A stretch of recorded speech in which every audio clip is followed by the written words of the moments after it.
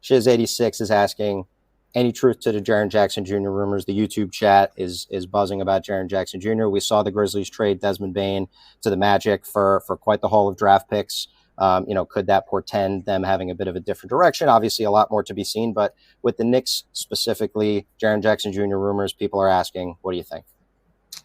I mean, look, their messaging after the Bane trade has been, we're not going to move Ja Morant. We're not going to move Jaren Jackson Jr.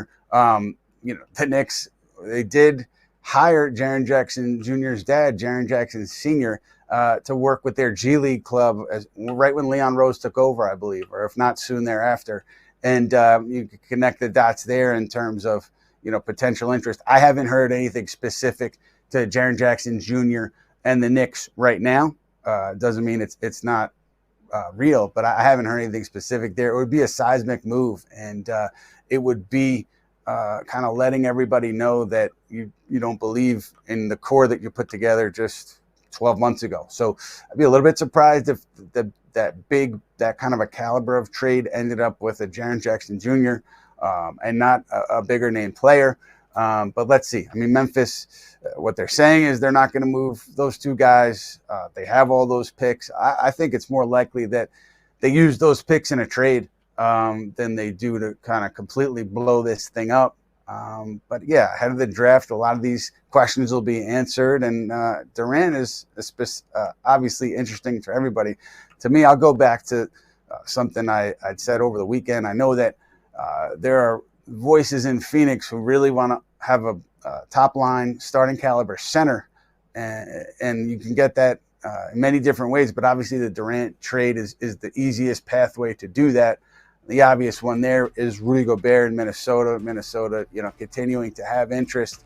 Kevin Durant reportedly not willing to re-sign there, but maybe they roll the dice like the Raptors did with Kawhi Leonard, and they just go all in and see how it works out. So, yeah, that's the one that has the whole league buzzing for obvious reasons. Makes sense. And Ian, you've obviously been, I think, at the forefront of saying that the Knicks and Durant were never a pairing that made a lot of sense to you.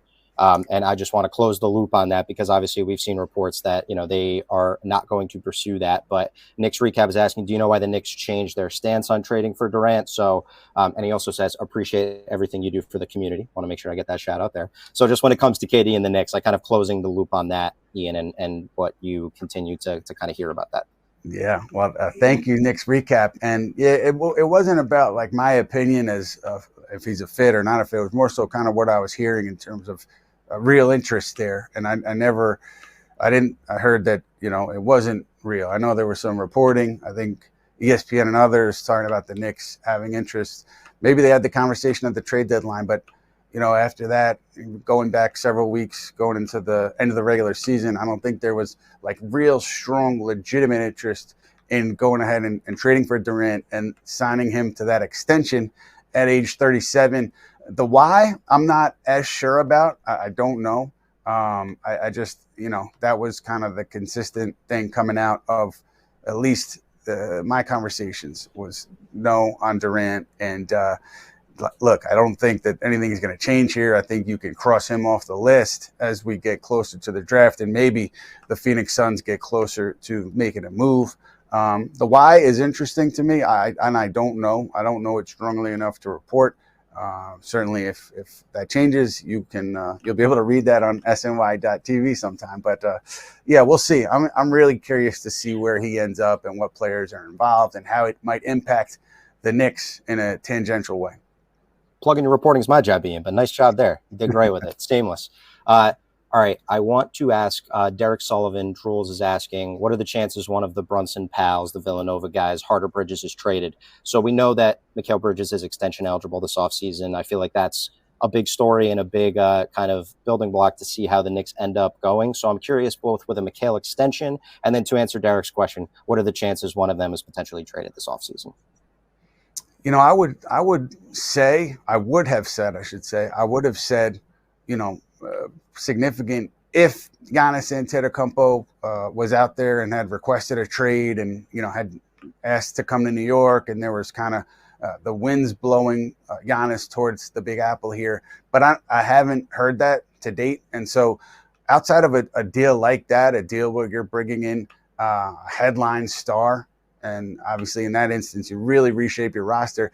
Outside of that, I don't think the chances are high that either of these guys get moved. I think it's more likely the Knicks run it back, the Knicks add depth on the bench, and maybe a Hart or a Robinson is moved if there's an opportunity to upgrade. But I just don't see it as likely, specifically with those two guys. I mean, you gave up so much for Mikal Bridges, and that's not a reason to automatically extend him. But I would think he's much more likely to extend here and to be here for a while than he is to get moved this summer, because there's no Giannis talk, and there's no player comparable to him kind of banging the table and looking to get out of his current situation that the Knicks would be interested in. And so that's kind of where it sits for me at the moment with Hart and with Bridges.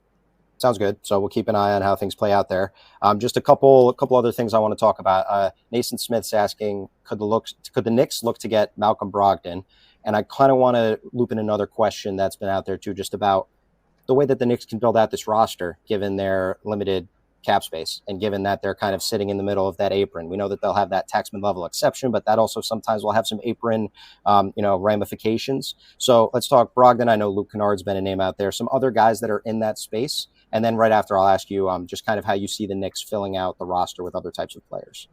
Right. And so you hit it, Matt, with the exception. I believe it starts at $5 million. That's what they would have access to at the moment. And with Brogdon specifically, the Knicks had a chance to trade for him from Portland when he was healthy. I think that was a couple trade deadlines ago, and they didn't then. And I think that there wasn't a big appetite for him then. Is it different now? I mean, coming off an injury, what's the price going to be? They don't have a ton of money to spend. I can't give you a definitive answer, but just based on the history there and the context of it all, I'd be a little bit surprised if it was him who they turned to at the backup point guard role. I do know he's on Dallas's list. Dallas obviously needing a point guard with Kyrie Irving rehabbing from surgery. I don't know if he's at the top of Dallas's list or somewhere in the middle, but he is there, Brogdon. And so the Mavs obviously are going to dictate a lot of that point guard movement. Knicks, to me, if you're looking for a backup there, I know that, there was even some kind of canvassing during the year of the backup point guard market. So I would assume they go back there in the offseason. And then, Matt, you said it, the exception, you're going to have veterans minimum exceptions. I believe if you use that exception, you do get hard capped at the second apron, though. Check me on that. And then if the Knicks wanted to, they could trade off some salary and dip under that apron, and then you get to the full mid-level, which I think starts at $14 million, and then you're capped, I believe, at the first apron. So a lot of ramifications there for the money for the Knicks right now, but the idea that they even have wiggle room to spend it all, I think, is you go back to Jalen Brunson, his extension, him taking less to come back here and extend, and that's giving the Knicks the financial wiggle room that they currently have, and that'll be the case too for next summer. No matter where you land with Bridges, if you extend them, Knicks, any wiggle room they have will be because of what Brunson chose to do last summer with the extension.